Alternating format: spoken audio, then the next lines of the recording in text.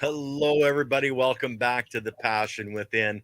We've got Keith Wilda with us today, the creator of Fishbrew, and he has 5 different fish farms. But we're going to get into that a little bit later. The show is more about who Keith is and his journey to find his passion to create Fishbrew. So we don't like really long introductions, Keith. We're going to kind of jump right in. So where did you start out? Have you always been on the East Coast in fishing? I've always been on the East Coast, not always in fish, though. Okay. I grew up here in Massachusetts, but I grew up in Western Massachusetts, more towards the center of the state. Okay. So I had no background in fish before this. Now, okay, so where was the background? We talked a brief bit before the show, and you were always in shit, and you mentioned something about cattle. Yeah, so I grew up on a small farm in Western Mass. My great grandfather came over from Poland. He was a farmer. My grandfather was a farmer. My father was a farmer. We had a small farm, diverse farm. Okay. We had chickens, cows, pigs. We had show cows. We had beef cattle. We grew corn, cucumbers, tobacco, hay, Indian corn. We can get more into the Indian corn because my family has its own line of Indian corn. Yeah, I've never heard that there was a real difference between corn and Indian corn. That's a new one to me. So yeah, I'll definitely want to touch on that. So we can go back to that. But so I grew up, on a farm. I'm one of 4 kids. I have 2 older brothers and a younger sister. So it was as soon as you could work out in the fields, which was about 5 years old, you were out in the fields working. I know that. I know that. And I came from a big Polish Catholic family. My grandmother had a lot of grandkids, and the easiest way daycare was for my grandmother to watch all of us kids out in the field. So that's what we did. I mean, we spent our summers at Cucumber Beach, picking cucumbers, weeding, cutting tobacco. So I've always been into farming. We always had animals, always had to, get up early before school, take care of the animals. And it's so weird, this whole journey of regenerative agriculture now, because I always tell the story that growing up, that was just agriculture for us. We shoveled the manure from the cows and the chickens, and either went right on the field or we put it in a big pile and used it later in the fall. We didn't have a lot of spray equipment. We didn't buy a lot of fertilizers because we were a small farm. Yeah. And it's just, you didn't need to. We did the farming. We had a lot of labor because there was a lot of grandkids. And, so that's the way we worked. Our newest tractor on the farm, I think, was a 1942 International Super M. Yep. That was the new tractor.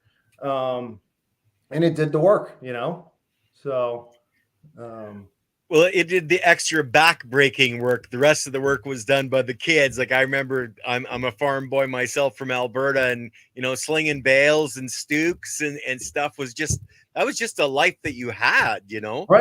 Right. We'd get up early. So by the time I was 12, 13 years old, I was allowed to go off and work on other farms. So I worked on a Christmas tree farm from when I was 12 years old until I moved out here to the eastern part of the state. So I worked at that Christmas tree farm for 29 years. Your Christmas trees. It wasn't a full-time gig, but I worked on other farms. I worked for other farmers, raising corn. Tobacco was big in the valley where we lived. So I grew up on a life where you get up at 4:00 in the morning, you'd pick corn till 10:00 in the morning. Then you'd go cut tobacco until 2:00 in the afternoon, 3:00 in the afternoon. Then you'd finish off the day by doing hay. And that was a summer day, and we did that 7 days a week. Well, yeah, because a lot of people don't understand that the farming lifestyle isn't a 9 to 5 Monday to Friday. It's 24/7, 365, because the cow has to be milked, they have to be fed, that there's so much, birthing season, like that's 24/7. You're sleeping in the truck because you're out in the field watching for the next birth to happen for your cattle. Exactly. Yeah, we get up every morning, milk the cows. We did 4-H. All my brothers and I did 4-H. So you'd sleep at the fair with the cows because you had to Yep. get, just because they're at the fair didn't mean they didn't have to get milked. So you still have to get up early, milk the cows. So, you know, it was a good life. I mean, I don't regret a single way the way I grew up being on a farm. I did not think I'd be doing what I'm doing today when I was growing up on a farm. Where did you think you were going to end up? You weren't thinking of fish yet, that's for sure. I was not thinking fish yet or anything to do with fish, period. I mean, I liked the fish as a kid, but I never saw this as a career. It was a complete accident how I got into fish farming. Okay. It was a little over 30 years ago. I had an older brother that's an engineer that was working for a company. And at the time it was called aquaculture and hydroponics. It wasn't aquaponics yet. And he was working there. I stopped in one day to help him with a project. And before I knew it, I was there part-time, and I was a junior in college. And by the second semester, I was working full-time there and going to school full-time and learning everything I could about aquaculture. And it was so new to me, and it was still fairly new. Recirculating aquaculture was, you know, we were building our own equipment. We were, you know, those of you that know aquaculture, we were building our own drum filters. You know, we were trying to figure out what was the best biofiltration system. We were raising tilapia. We were raising basil. And then, you know, I went to school for farm management at Stockbridge School of Management, transferred into the 4-year program for resource economics.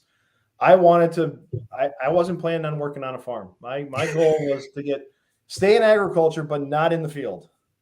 You wanted that 9-to-5 cushy desk job where you didn't have to get your hands that dirty. Yeah, I didn't want to have to go through what I saw my grandparents go through and my parents go through. You know, it's ups and downs of being a farmer. Yeah. You know, it's a tough life. You know, my mother was one of 8. My father was one of 6. And they were all farm people. And none of them, other than my father and one uncle, went into farming. Everybody else went off to something else and did farming as a hobby. And even my father, you know, at midway through, he was an artist. So he always had the art to fall back on and did the farming also. So I really wasn't planning on sticking in the farming field. I was going to go more into resource economics and do more forecasting and stuff like that, and maybe get a nice job with USDA sometime. And but like I said, my junior year, all that changed. I fell in love with fish farming and the whole idea behind using the fish water to grow plants. And the first company I worked for was old school. We didn't know how many fish you needed for how many plants, so we had all that calculations to do. I was growing tilapia in the Northeast, which everybody thought was crazy, in tanks, because at that time everybody was growing them in ponds and nobody had even heard of them. You know, people didn't even know what that tilapia was. Now it's the 4th most consumed seafood in the United States. So, you know, it was, I learned a lot. I was given great opportunities by the people I worked for. You know, I knew nothing about what I was doing, and they gave me the opportunity to learn hands-on from the grounds up. We built the first large commercial aquaponic system. I believe we broke ground in 1994. And it was a 1-acre, 2-story facility. So we had fish down below and basil up above. It was for me, it was a massive project. I had never done a construction project that big. My now partner was the construction person on site. So he was kind of my mentor on how to build things. So luckily he knew how to build things, and I thought I knew what the fishing plants needed at that time. But we learned a lot. We learned a lot on that project. And that, you know, it was up. It got running. They grew plants. They grew fish. And then, about 6 years into that project, I guess it was, I moved on and went on and did something else just to get more experience. So where did you get your baseline knowledge? Like, I know I think it was in not Hawaii, one of the southern islands that the original guy put together the aquaponic style system. St. Croix. Yeah, St. Croix. Jim Ricosi. Yeah. So I did some work with Jim Ricosi back in, must have been like 96, 97. I went, actually, when I left the company, the first company I was with, I went to St. Croix for 10 days before I started my next job. And I got to work with down at Jim's facility. for about half the fantastic. time, which was really nice. It was great to meet him, great to see what he was doing. And it was all still so new, which was exciting, you know? Well, he basically wrote the book on it all, when you come to think of it, Yeah. because nobody really knew what the hell they were doing until, and like people like you that worked with him and had done it in your own right in, the northern area where they never even thought you could have tilapia because they're a warm water fish. Correct. Yeah. Yeah. So it was a lot of, it was a lot of, at that time, I didn't think about it that way because I was 20 nothing years old, but it was, Mhm. it was cutting edge stuff we were doing. The stuff that a lot of the stuff I take for granted now, we were learning how to do it then. Yeah. Like how many fish do you need for plants? So how many plants do you need for fish, or how many fish do you need to feed the plants? We didn't know exactly. We kind of were guessing, and we Yep. found out later we had way more fish than we needed for plants. So you can do it with a lot less fish and grow a lot more plants. And you're limited. I mean, then we were limited on what kind of plants we could do. Yep. Because once the technology was limited, the knowledge base was limited. I do so many different things now than what I did 30. Obviously, most people do in their career than I did 30 years ago. So. Well, and you've actually helped write the book because, you were one of the pioneers really with Jim at the time, and your experience helped him to learn as much as he was teaching you, because back in those days, it was a collaboration of everybody getting together to figure all this out. Oh yeah, it was. I think the first right now the aquaculture conference is going on down in New Orleans. Okay. And I'm not going this year, but that was one of the first ones I ever went to. Mm-hmm. And I think it was 1993. And I remember walking in there, and they were about to have a tilapia association meeting. Mm-hmm. And there were 6 of us in the room. Yep. And somehow I think I got voted in as the vice president. You got rooked into that one, you're saying, right? Yeah, I mean, it didn't last very long, but at that time it was nothing. The Tilapia Association was just starting up. Yep. I mean, I can name the people that were in the room, and they were people that came from farming backgrounds like I did, different farming backgrounds, and all got into fish as an afterthought. One of my good friends I know was a dairy farmer. He had a buyout back in the 80s, and he went into fish farming. I always asked him, I'd say, so which one's better? Which one do you like better, dairy farming or fish farming? He's like, well, with dairy farming, he's like, it's 24/7, just like the fish. Yeah. But with the fish, it's a lot more stressful because one power outage and your generator doesn't start, you lose your whole crop. Yep. Never had that problem with the cows. So, it's just like any other farming. There's risk at everything you do. And we, I killed a lot of fish early on in my career. I'm sure it's all part of the learning process. I used goldfish. I went and I bought feeders. Okay, so what you feed other fish. I bought like 100 of them, and I threw them into my tank that I created myself. And like I DIY'd everything, right? Just University of YouTube, right? Okay, well, flood and drain. Yeah, okay. Have you ever figured out frickin' bell siphons? I still can't get a bell siphon to work right. Really? Yeah, I don't know if my flow rate wasn't right. Like I've actually stopped doing aquaponics, but I just couldn't get it so it would always work. Right. Well, that is the case with a lot of things. I mean, aquaponics, recirculating aquaculture is very risky. Yeah. You got to have everybody says can you do it without the bells and whistles? No, you need all the bells and whistles because those bells and whistles is what's keeping you sleeping at night. Yes. Our big farm, we have 1.1 to 1.2 million fish in the building. Yeah. At Great Falls, our Barramundi farm. And my crew there, they work hard. They work 7 days a week, 24 hours a day. We got people that are there overnight for the alarms. I mean, all my farms, I need that, but that one is so much bigger and there's so much more inventory on hand. Mm-hmm. And those people don't all come from a farming background. They come from, a lot of them went to school for aquaculture, but they didn't grow up on a farm. So it's always a different teaching experience. That's probably the one thing I miss the most now, that I'm an owner operator, is I miss the teaching. There was different parts of my career where I worked for nonprofits, building farms or building research systems. But at the same time, I got to teach. And then I got a great opportunity when I was in my late 20s, early 30s, to be the director of the Western Mass Sustainable Aquaculture Center. So I got to work for the state. I worked at UMass Amherst as an extension agent. And that was like the most, after coming out of an industry that was very secretive and you couldn't, nobody let you see their farm. Nobody wants to talk about their technology. That just didn't happen. Then to get into that part of the education was great. Because then I got to meet with a bunch of different farmers. A lot of the farmers they wouldn't let me in their farm. I got to see what they were doing. I got to talk about how to help them improve their farms. I got to do, consulting as well as hands-on. We had a research station where we did salmon and trout. So it was a great opportunity. It was early in my career. But I got, I guess, restless legs and needed to get back into the private sector.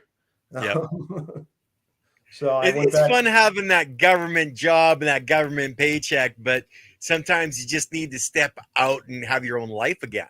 Yeah, and I needed to think outside of the box too. I started getting, I get to go to more conferences, but I didn't get to really get out there and get my hands dirty like I like to do. So, prior to that, I worked at a trout hatchery. I actually left a job where I was traveling around the country building small systems for people for a nonprofit. And I wanted some different experience. So I went to work for a trout hatchery. A friend of mine, I'd known him for years. He said, "Hey, why don't you come back here and work on the trout hatchery with me for a while?" Because I wanted to get some experience with trout. I hadn't had much experience with trout. So I worked with him. And then, like I said, the UMass job came up, the state job came up. And it was great. Once again, I got to work with the state hatcheries. I got to learn more about salmon, just more experience. And that's for me, that's the important thing. I never wanted to get my master's or my PhD, but I always like meeting other farmers, getting their experience, hearing what they were doing, learning from their mistakes, them learning from my mistakes. And now the aquaculture industry is more like that. There's so many things you can buy off the shelf. We built, I think must have been 1993. My oldest brother and I, at that first job, we built our own drum filter by heating up PVC panels and bending them in 180-degree water to make panels to put screens on to make a drum filter. Because it was hard to get them. You couldn't find drum filters. There was, the paper industry had something similar, but the drum filters we use now were coming from overseas, and they were really expensive. And we just couldn't get them. So we built our own. So, the first facility I worked at, we built everything. Our tanks were built out of silo tanks. Our drum filters were built in the backyard of somebody's shop. Just like any other farm, you gotta, when you're a farmer, you gotta be an engineer too. Well, if you're not a DIY or you're not a farmer, like I know, like we used to carry pantyhose, baling wire, and some binder twine in behind the pickup truck, because you can pretty much fix anything, at least limp home, to get to the tools, right? Right. No, my pickup truck now is parked outside the house. It's got a fish tank on the back for hauling fish. I got more duct tape, electrical tape, wire nuts, anything that can fix an aerator while I'm driving across the state stocking fish. But so, to keep on with my journey, I did the whole university thing, and then I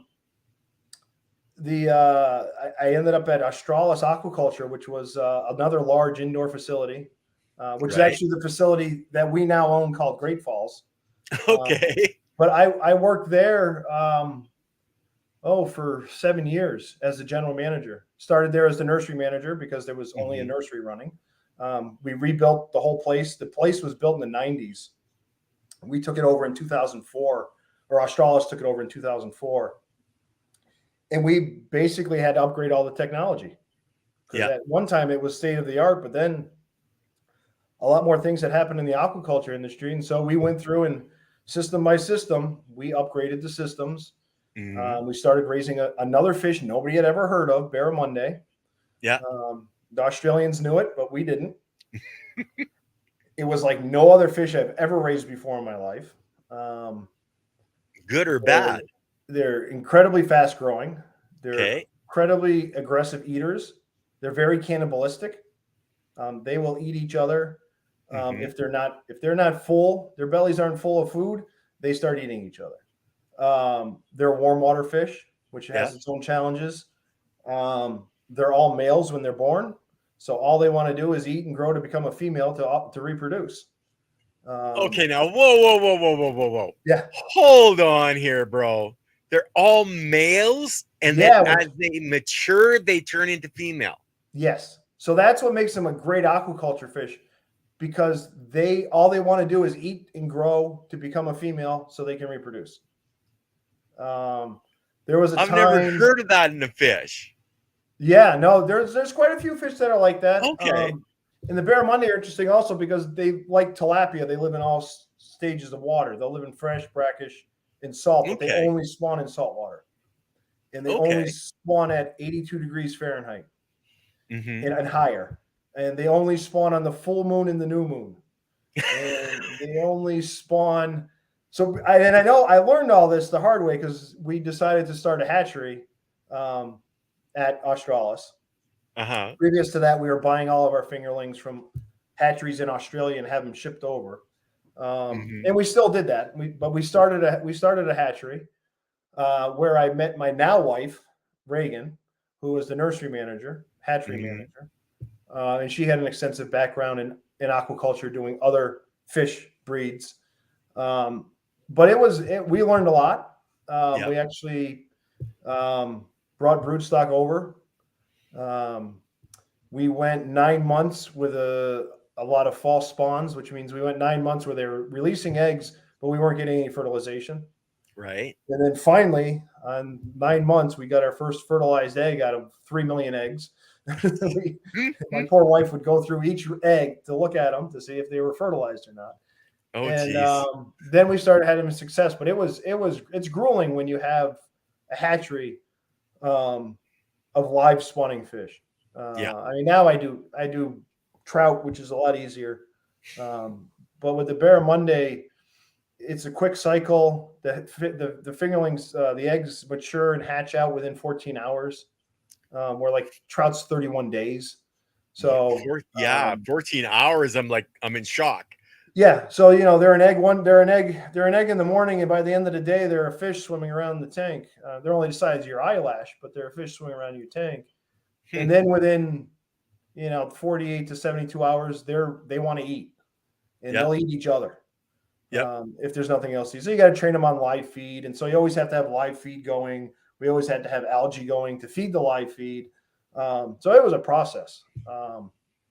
It's so actually we got a question. Barramundi are legal in the States now. Are they legal in the States? Yes. Okay, there's your answer. Are they legal in every state? I don't know. They're not. But in Massachusetts, all the states we sell into and we grow them in, they're legal in. As far as live fish, it's different state to state on live fish. A lot of our fish go out as live fish. We do process some barramundi. Okay, well that's good to know, because I know there's a lot of fish that we can't even raise in Canada without special licensing. So I've never even heard of barramundi until you had mentioned it before on one of the shows that we were on. But there's lots of restrictions for every kind of critter that you would want to raise. Yeah, no, there is here in the States. I mean, they are, state by state. Some states don't allow barramundi, but a lot of states do, simply because they are a warm water, high salinity to propagate. So there's very limited places in the United States that fulfill those two categories. You're not going to grow them in Alaska too well. No, you're not. And if they escape in Massachusetts, they're not going to go very far. I mean, their lethal limit is 60 degrees Fahrenheit. Yeah. So it doesn't take them to get very, I mean, which is part of the challenge we have being in Massachusetts and flying these fish in, and bringing them into our site. You have to keep them warm the whole Yeah. time. I Mm-hmm. mean, Massachusetts doesn't get like where you are, Ken. Yeah. But we had a couple of days this year that were -10, -15. Yeah. So it gets expensive keeping that water warm.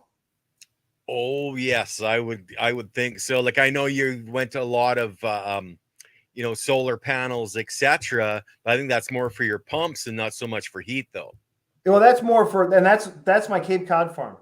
Okay. So my Barramundi farm, we don't have that alternative energy yet, but we'll get to there. We'll get to that part of my life. So I did. We only have an hour, Keith. So I know. I'm watching the clock though, Ken. So I did the whole Barramundi thing for about 7 years, and right. Then I was blessed with having. So I have 3 children. I have an older daughter that's 20, that's studying at UMass Dartmouth. Hopefully not following in my footsteps, but she's minoring in marine biology. So. Okay. What's your major though? She grew up working with me on all the farms. So yeah. She's probably put more PVC together than some of the guys I have working for me. And she probably knows more than a lot of the professors that are trying to teach her. Well, don't all 20-year-olds? No, that's just when they're your daughter and they're talking to your dad, right? Yeah. And then I left. About the time I left Australis, my wife and I had twin girls. So I have 3 girls. The second brood is 11-year-old. I'm sorry. Yeah, identical twins. So that's a whole nother journey, a whole nother podcast for another time. And all my girls work on the farm. They all do stuff around the hatchery, which is great. But I left there and I went and did some other work with a little bit with energy. I worked for a company that was extracting landfill gas, generating electricity, and we had built a greenhouse off of that to use the electricity and the heat from the waste heat from the generator. Right. I only did that for a short period of time, and then I decided to hang out my shingle and become a consultant for a little while. Wanted to work for myself. And I probably did it the wrong time in my life because I had young 2-year-olds. And not being home a lot wasn't great. But I got to travel a lot. I worked on a lot of cool projects. And one of my projects was for a nonprofit out on Martha's Vineyard, which was an incredible project. It was a 40-acre farm that was domed to this group. It's called Island Grown Initiative. Their purpose is to work with farmers, work with landowners, work with schools, just educate people about how to grow food. Okay. And I think that's what really got me energized again, because when I worked there, my purpose for being there was to basically take their 40-acre farm and build the soil back up. It's Martha's Vineyard. So Martha's Vineyard, for you out there don't know about it, it's basically sand. It's an island off of Massachusetts. It's a lot of sand. It's not the best soil to farm in. I grew up in Western Mass, which is right in the Connecticut River Valley, where you have 12 feet of topsoil. I go to Martha's Vineyard and you have a half an inch, if you're lucky, of topsoil. Yeah. So part of the challenge was the farm had been overused, overworked. So it was time to roll up my sleeves and, put my quote unquote regenerative agriculture hat on and build the soil back up. So we did. So for the first 3 years, we did multiple different cover crops. We did, tillage radish, red clover, vetch, just things to build the soil. And we just mowed it down.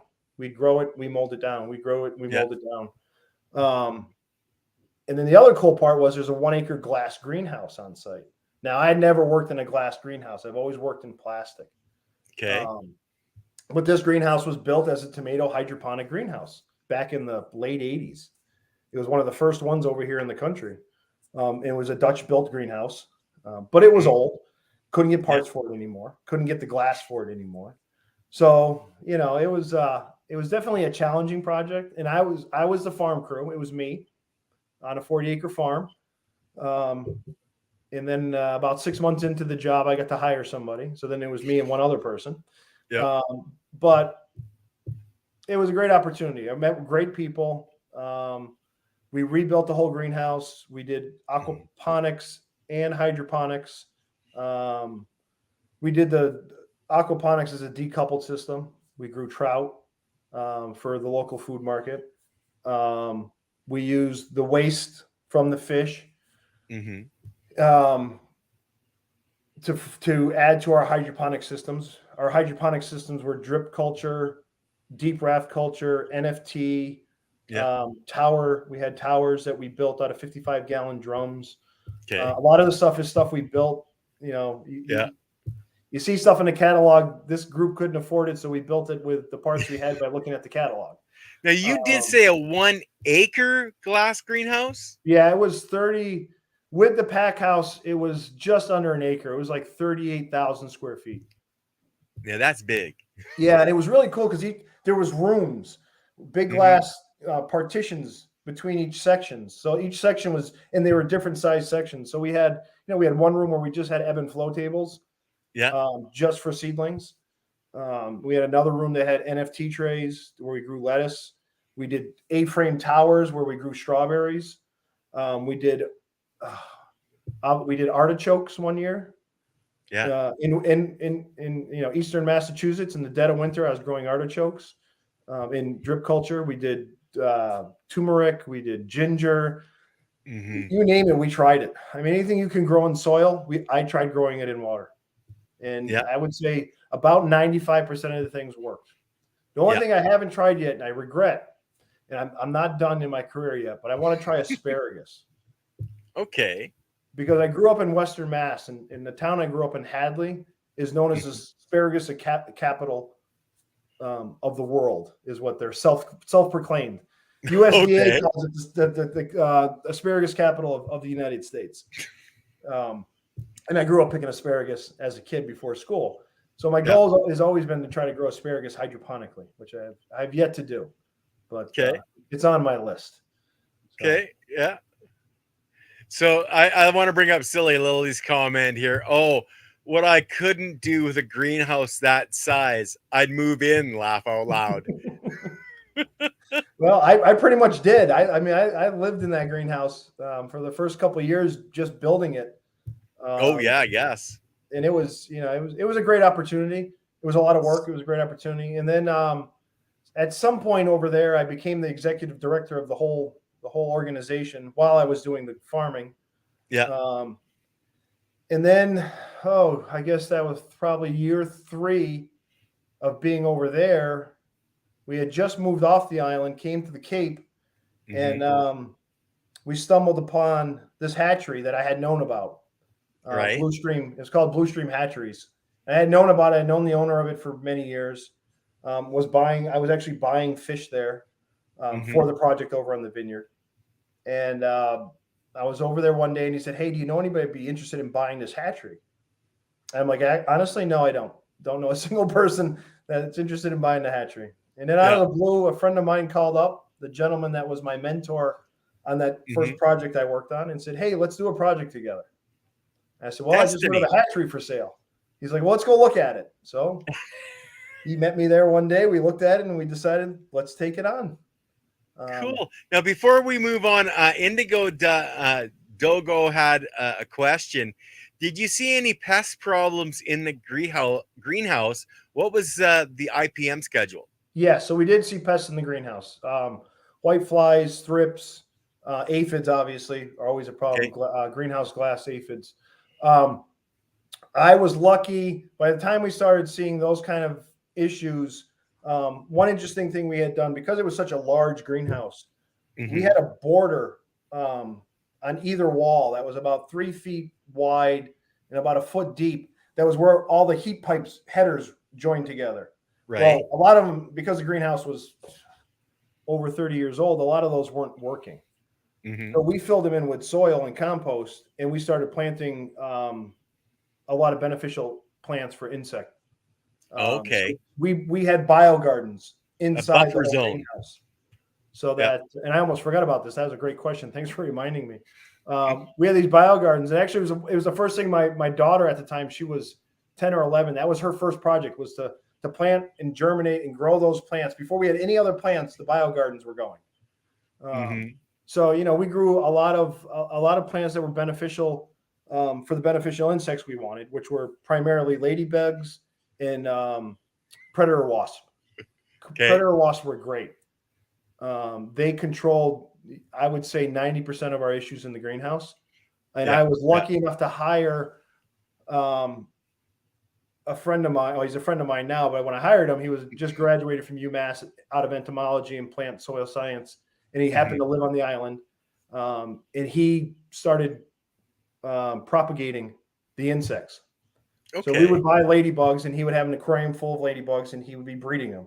And we'd have another aquarium full of predator wasps, and he'd be breeding those. So when we had an outbreak, he would just take an aquarium, put it in the area, open it up, and release them. Yeah. And he had a cycle, and he always had an aquarium or two full of these beneficial insects. Fantastic. You know, we used the yellow, and we had the yellow cards, and we were watching what we had. But then something really interesting started happening. As our fish system matured, and our fish started to grow, and our biofilters started to mature, they take time. We started using the fish water as supplement water in all the hydroponic systems. So we were using either organic or natural based fertilizers for all the hydroponics, so we could use the fish water as an inoculant. Right. Kind of the birth of fish brew. In that didn't quite have the same biology in that water that I have in the water I have now, but it had really interesting biology. So we also collected all the waste and we spread it on the fields because we had 40 acres. Yep. So we'd spread that on the fields. But the gray water, we would take out the mineralized water, if you will. We would take that and we'd add that into our hydroponic systems just about every morning. So they always got a refresh, which as we started using it, we found out we used half the amount of fertilizer. And it wasn't because the fish water had so much nitrogen, potassium, and phosphorus in it. Yeah. Because it had very little. It's because it had all the biology in it that grew at the root of the plant that allowed the plant to take up the nutrients even easier. I mean, because in hydroponics, that's the whole premise, is that it can take up the nutrients quicker and easier, and you can control what you're putting in. With having that biology growing at the roots, having that bacteria, that fungi at the root of the plant from the fish water just made the plants, it was incredible. They became more insect resistant. We had less releases of ladybugs and predator wasps. And you could see the changes in the season. Our greenhouse, we didn't have a lot of extra money for heat. So we didn't keep the greenhouse real warm. And it was a big greenhouse. We didn't keep it real warm in the winter. So you'd see stress points. That time of year, you would see more stress. So you would see more outbreaks of aphids or whiteflies. So it was really allowed me to dive more into, and I always knew the fish and plants was a great symbiotic relationship. But having them separated like that and then using the fish water really made it, in some ways, easier to control what we were growing. Yeah. So, and we could grow more things. We could grow. It's really hard to grow tomatoes off of tilapia because you're missing a lot of the key elements you need because the fish are utilizing it. Yeah. So you don't have, you don't always have the potassium and enough phosphorus or definitely not enough potassium when you're growing fruiting plants. You don't have the boron. Sometimes you're lacking silica. But when you decouple it, you can add all those other supplements, and then you can grow beautiful pepper plants and artichokes and gooseberries. Things that you typically wouldn't want to grow. You couldn't grow in regular, a symbiotic aquaponic system. Yeah. So Indica does have another question. What is the source water? Do you use RO filters? We do not use RO filters. None of the systems I've ever worked in, we've used RO filters. I've always used, it's generally well water for research systems. And the wells are tested to see what you're starting with, so you know what you have. but we don't use RO water. Most of the systems I've worked with are large. Yeah. So using RO water is not cost effective. I mean, to give you an example, my Barramundi farm, our Barramundi farm is about 3 million gallons. Recirculates once an hour on average through the filtration system in the whole building. Multiple tanks, lots of different systems, but altogether combined, it's about 2.7 to 2.8 million gallons of water. We recirculate once. So we filter 72 million gallons a day in that facility. That all stays in the building and keeps recirculating. Yeah. So RO is great. We've looked at it. We've tried to come up with ways we can use it on a large scale. We just haven't found an economical way to do it. Yeah. If you can use RO and you're a homeowner and you're doing a small aquaponic system, great way to start. Because then you can build the water the way you want to build it. Yeah. Yeah. Just like soil. Yeah. Well, that's fantastic to know. Like I know when I did my aquaponics, I just started with well water. I didn't have an RO system at that time. I have one now. Mm-hmm. But how did you start? Okay, you are a little bit different in what you were doing. I know when I started mine, I waited, I think it was 6 weeks or something, just letting the fish, get in there to get the cycle started before I added plants. But I know there's other ways that you can start it faster. I know some guys use urine. Some guys there's actual products out there now that you can start your aquaponics system. What would you recommend for somebody that's just starting out? So depending on what size, it all goes back to how big your operation is going to be. Right. If you're a homeowner, the way you're doing it, starting off with some feeder fish and getting it kicked over, get some ammonia going in there so you can get your nitrosomonas and nitrobacter. Those are the two key bacteria that we talk about. I mean, there's 10,000 other bacteria in there that are doing great things too, but those two biofilter starters, you really need to get going. There's some great products out there. I'm not going to pitch any, but there's some great. We use a lot of commercial products in our bigger systems. When we need to do a startup, we also sometimes will use one system to another system as long as it's been a clean system for us. But no, starter fish are a great way to start up a small aquaponics system at home. You do need to get the biomass up before you put your plants in so that you have enough to feed your plants. Well, that's a great point is, you need to get that up. And like, I know you guys you're testing your water on a continuous basis. I know as a home person, I just had a little kit that I bought for doing the testing and, your nitrates and your nitrites and making sure that things were into balance before you add. So do your research if you're starting out. Who would you recommend would be somebody that would be good to say on YouTube or something? I don't know if you would know to follow to really get a good start. Like I know I follow a guy named Rob Bob out of Australia. Yeah. I've heard of Rob Bob before. I don't really know anyone to recommend. I don't really get a lot of chance to watch YouTube videos with 5 farms. I mean, there's a lot more out there today for aquaponics than there used to be. I mean, they even teach it in college now. We didn't have that luxury when I was going to school. So, I mean, there's lots of resources out there. I always like to go back to the old school stuff. So I like to look at what Jim Ricosi did, and see where he was at and what got, but like I said, there's a lot of great people out there. Nelson and Page is another great organization. They do a lot of stuff with aquaponics. It really depends. It also depends on what you're trying to do, what you're trying to grow. I got a call a couple of weeks ago from a friend of mine. He's like, all right, I'm going to do aquaponics. What kind of channels should I buy? I'm like, well, what are you going to grow? Well, what do you think I should grow? Okay. First thing, I'm going to go back to my education of economics, figure out what your market wants. That's, so many times, including myself, I love growing certain vegetables, and I find myself growing those because I like to, not because the market wants them. So it's because you want really it. Look at what your market wants and then that determines how you start a system up. I mean, if you're a homeowner, that's one thing, but if you're starting up a small little aquaponics business, you got to look at what your market is, what people want out there. Are you in an area that people want whitefish? Do they want, or would they rather have prawn shrimp might be an option. Yeah. Or freshwater crawdads, or it all depends on where you are and what you want to grow. If you have your heart set on growing one certain crop, then for a lot of people, like I know we had Genevieve Newton on here. They're up in New Brunswick, and they are doing aquaponics with cannabis and doing it as a split system, just using the water. I'm not having it straight recirculating. Would you, like, I know a lot of people that watch this are cannabis people. What are your recommendations for the cannabis crowd? Use fishbrew. Make it easy. Just use my product, and then you don't got to worry about the fish. It's already in the jug. It's already ready to go.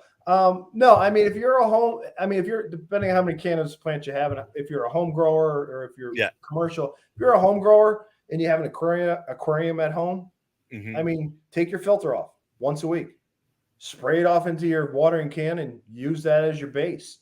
You're going to get, regardless of what kind of fish you have, you're going to get a lot of the beneficial bacteria. You're going to get those nitrogen fixers, because that's what's keeping your fish tank clean and healthy. So, I mean, I know a lot of people that do that. I know I've done that in the past, where, I've taken the filters, because I don't always have fish in my backyard. Everywhere I've worked, I've always used fish water to grow my plants, whether the house plants or my gardens. So I would say, well, I know, because like in Canada right now, we can't actually get fish brew. I know you're working on that diligently, but the government and paperwork. Well, if anybody's ever dealt with the government, it's a pain in the. we won't say the word. It's a challenge. But, it's a challenge. It's an opportunity, Ken. So for us in Canada, everybody's got a friend that's got an aquarium, or just go to the local pet store and make sure to look at their fish, make sure they're actually healthy before you get their filters. But you can do it that way as well. So and that'll get you a long way. It really will. Yeah. Now I notice we don't have a lot of time left, so I'm gonna jump forward a little bit. So I left Martha's Vineyard. We bought this fish. Well, actually, we bought this fish farm on Cape Cod, and I stayed on Martha's Vineyard, and I commuted back and forth.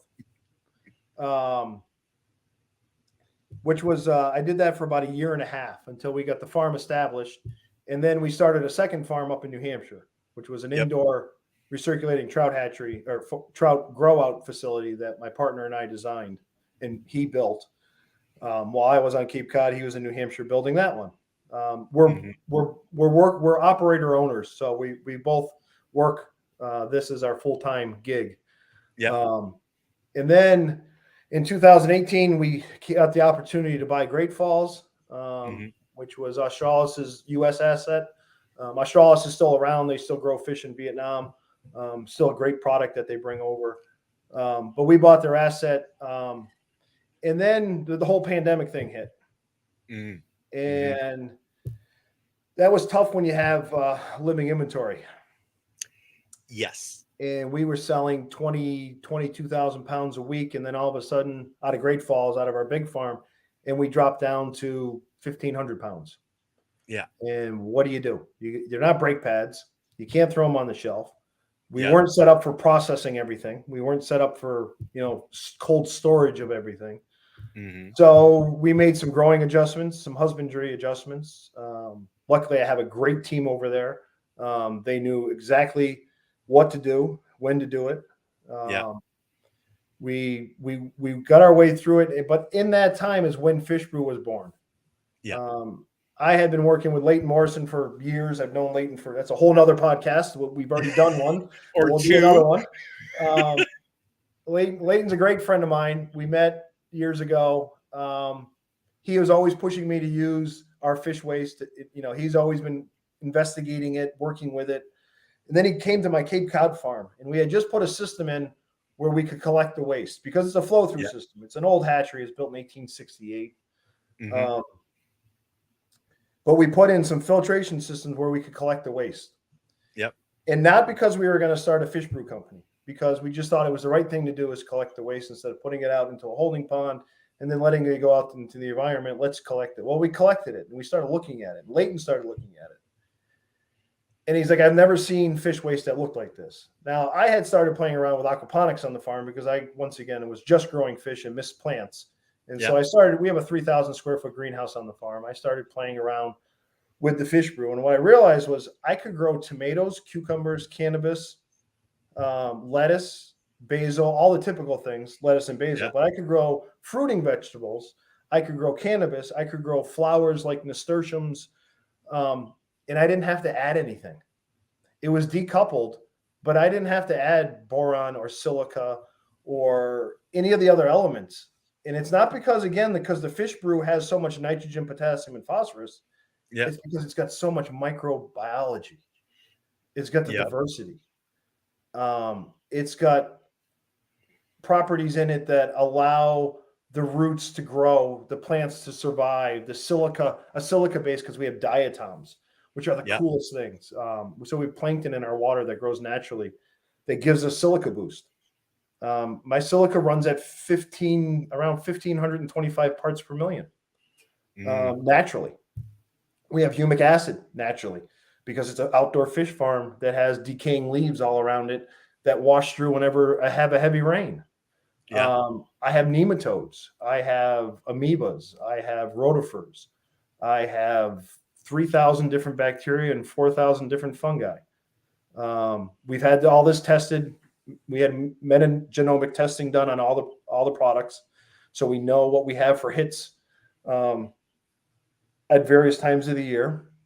Right. All my farms are different, but Cape Cod is special, has the biggest diversity. But then we use that as a base for all of our other soil conditioners. So, Great Falls is a warm water, so it's got a whole different host of bacteria and fungi. New Hampshire is a cold water research system. Once again, whole different host of. So we have different products based on our farms and also based on what farmers need. We have the Bold product, which is the stuff that comes from Cape Cod, which I use for everything. I use it for cloning. I use it for seed start. I use it for root drench. We grow cannabis plants just with the Bold product. It's been tested by the Soil Food Wet Lab, and it's been determined to have produce about 250 pounds of nitrogen over a 90-day period of time naturally. Ouch, that's a lot. That's a lot. Yeah. And then we have another product called Epic that comes off that farm, which is basically all the solids taken out, and it's a great hydroponic. It's a great hydroponic fertilizer. The Bold product go through all the filters and the nozzles because you've already filtered everything. I've been using it. What's nice about it, what I found was nice about it, after about 2 years of using it in my hydroponics NFT system, I never have biofilm inside my header pipe because of the diatoms. Because diatoms they're eating it. It's like having little pieces of sand in there scouring the pipe. Yeah.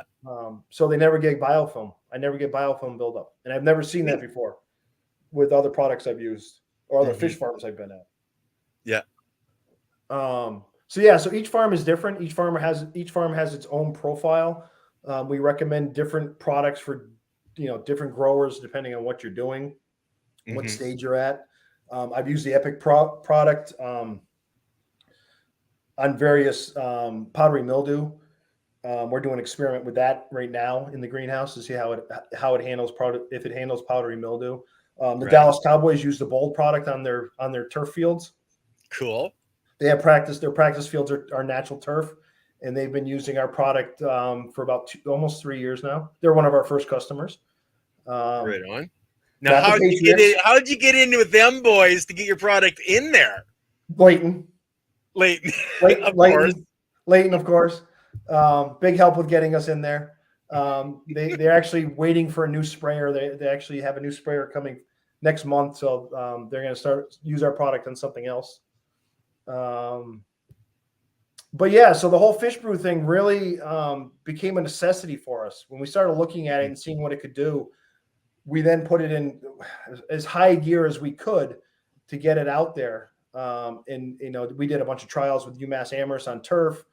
We've done trials with larger farmers on corn. We have cranberry farmers using it. Like I said, I have a lot of cannabis growers, both commercial and recreational growers using it. But it's really been word of mouth. It's been getting on podcasts with people like you, Ken, which is great. We don't spend a lot of money on advertising. Our main business is growing fish and selling fish. And on this journey, about a year and a half ago, my partner and my new business partner decided to buy we got 100 acres of oysters too. They have nothing to do with fish brew yet, but we may start growing kelp in one of the farms, which would then go into the fish brew. But the last part of fish brew is we also make a hydrolysate out of our Great Falls farm where we have the barramundi. Okay.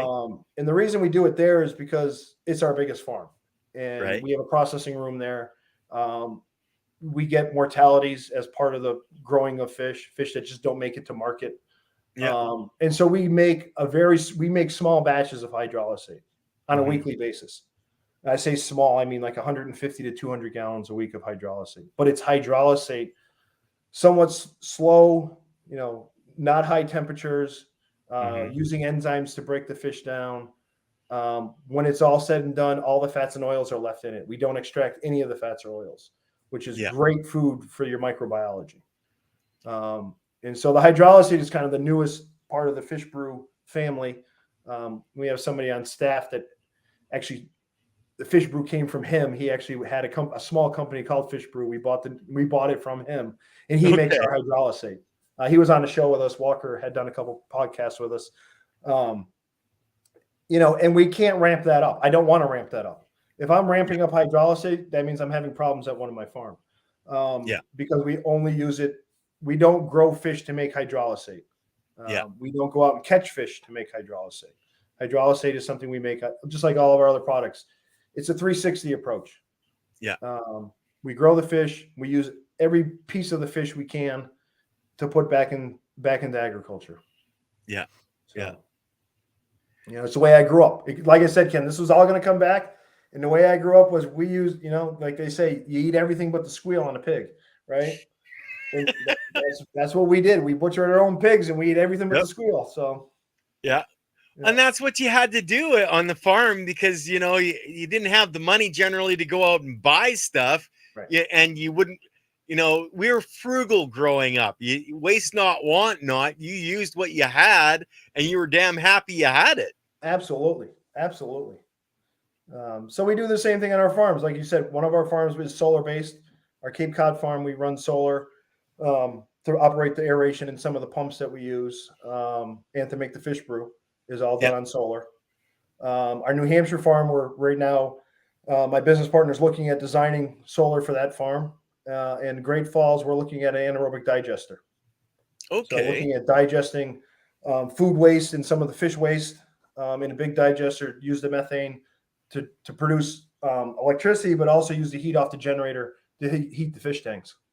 Because you did that on the one part of your journey, because you were drawing the methane out of the ground for the the garbage dump, basically.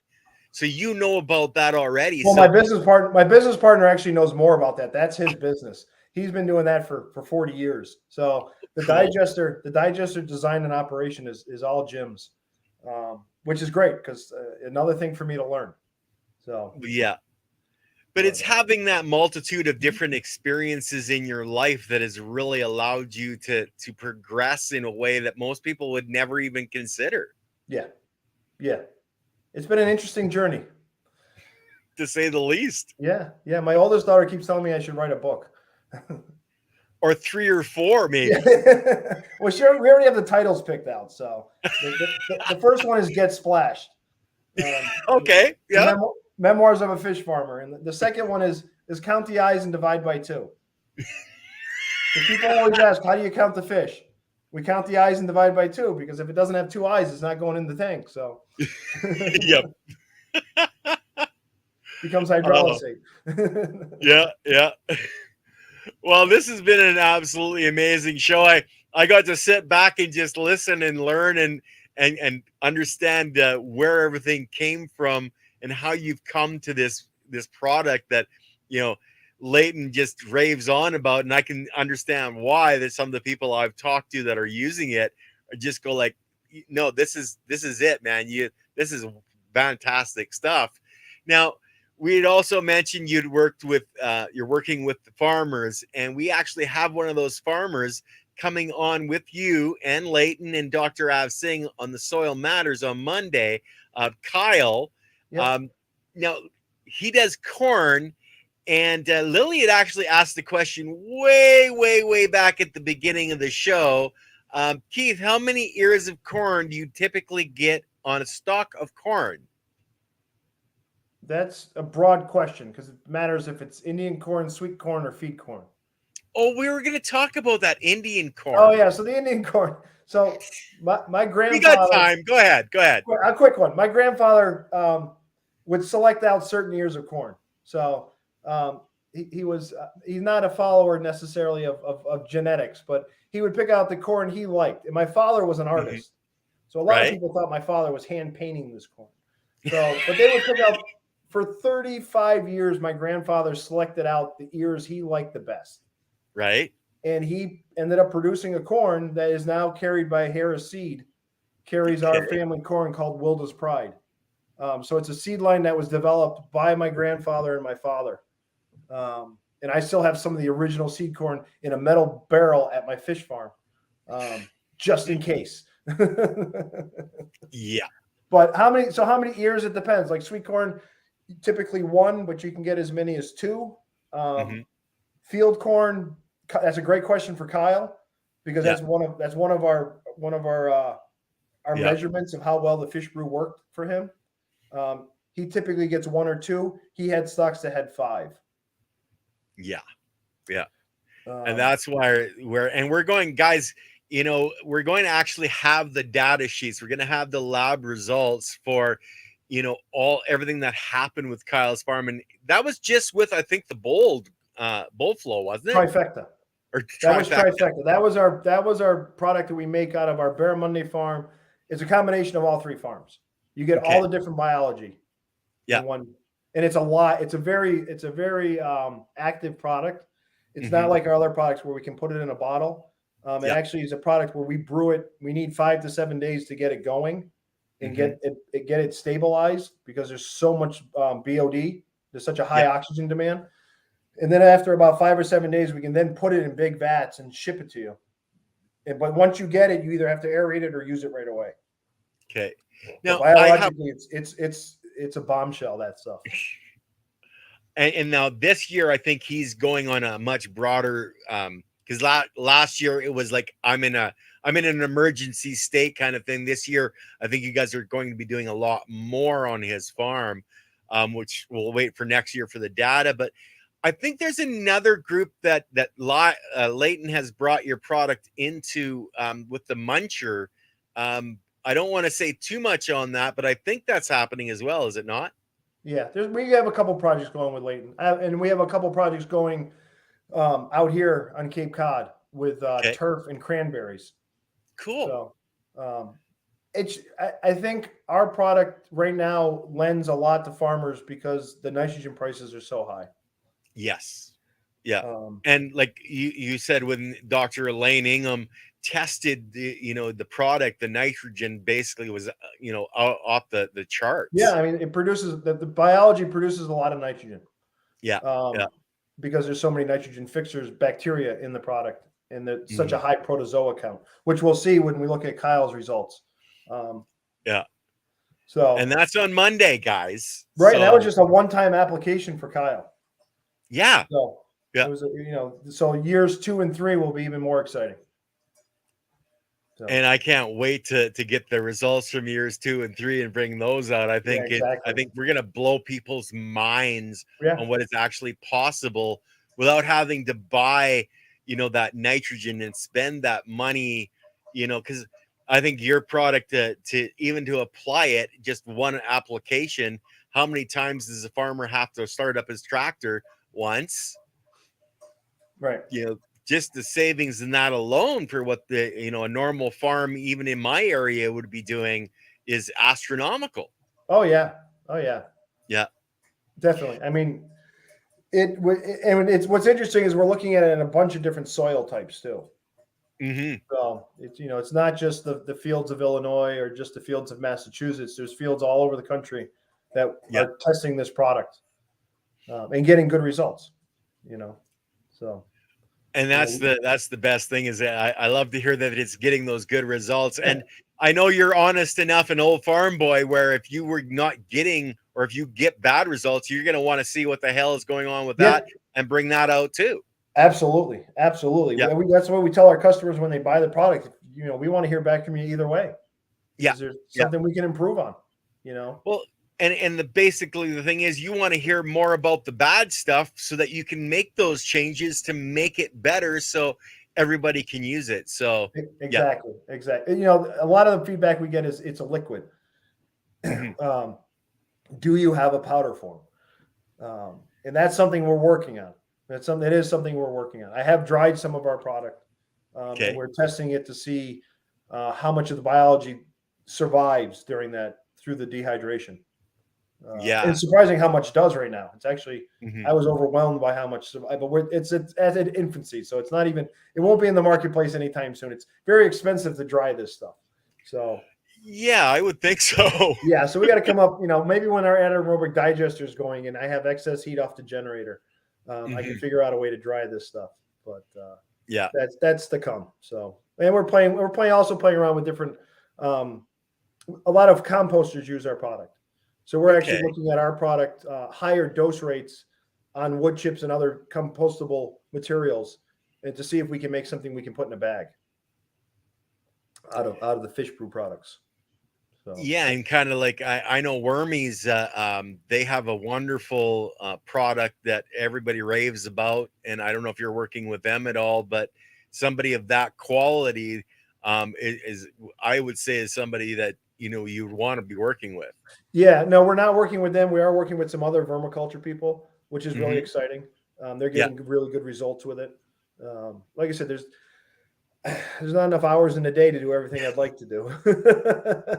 I know that feeling for some reason. Yeah. But Keith, you've been one of the best guests on, and we've got you again on Monday. Oh, I'm not a host on Monday. That's Leighton and Dr. Av Singh's job.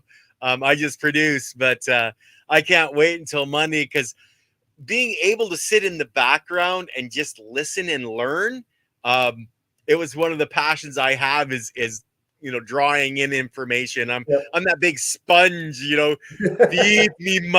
feed my mind. Absolutely. Yeah. I'm excited because I can't wait to hear what other people have to say. So always interested in what Leighton's going to say. Oh yes. Yeah. That mind is a mind that I just love to play with sometimes. So I love to twist his noodle every once in a while. Anyway, guys, for our audience, thank you very much for being here for the live stream. Don't forget to like, subscribe, share, leave some comments, guys. We need more comments to get the YouTube algorithm, propagating us some more. So, if you have a chance, leave a comment on some of the videos. But we love you all. Thank you very much for being here. Keith, thank you so much, my friend. And unless you have something else you'd like to add. No, I want to thank you again for having us on. Well, thank you. As always. Okay. And with that, guys, we're going to end the broadcast. And don't forget, Monday, 2 o'clock PST. I always want to say 1, but it's 2 o'clock PST. Okay, guys. All right.